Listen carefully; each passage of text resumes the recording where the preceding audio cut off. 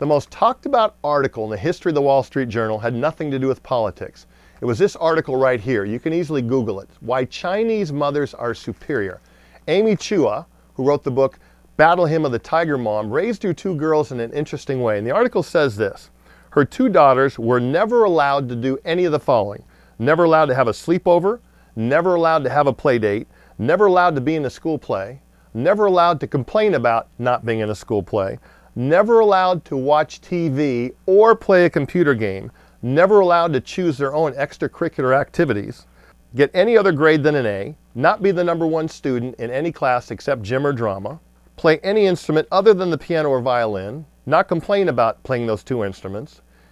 I think we would agree maybe that's on the extreme side, but I think we would all agree that many kids in our country, and maybe all over the world for that matter, watch too much TV, play too many video games, too much time on their phone, for example, and aren't learning anything new or learning to go to mastery and really getting great at something. We have a lot of dabblers, kids who start this, and never really get great at anything.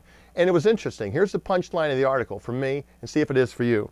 What she said was this: what Chinese mothers, and this is maybe a loose, she also said maybe it was parents from Ghana or Ireland, okay, it's kind of the mindset here, not just being from China, of course. Nothing is fun until you're good at it. And to get good at something, children on their own never want to work, which is why it's crucial to override their preferences. Now, I disagree a little bit. Some kids do want to work. You probably know those kids. You might be a parent of one of those children who are good at something and really want to get better. I mean, they spend the time practicing. You don't have to hound them. And what's interesting here, she said this: tenacious practice, okay, is crucial for excellence. Rote repetition is undervalued in America. Whether it's math, piano, pitching, or ballet, he or she gets praise, admiration, and satisfaction. This builds confidence and makes the once not so fun activity fun again.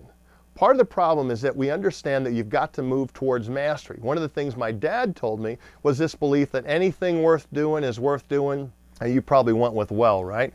I'm going to go with anything worth doing is worth doing poorly.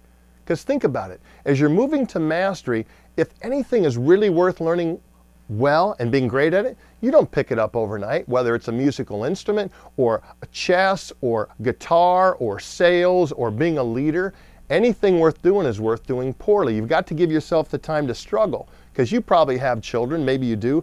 I've got 3 kids, and some kids, when they learn something new for the first time, they're convinced their strategy is they expect to learn it how quick?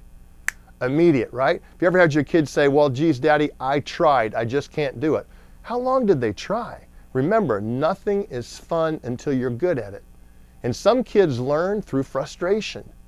We learn through frustration. Most of the great ideas in history were frustrated, you're thinking, hey, there's got to be a better way.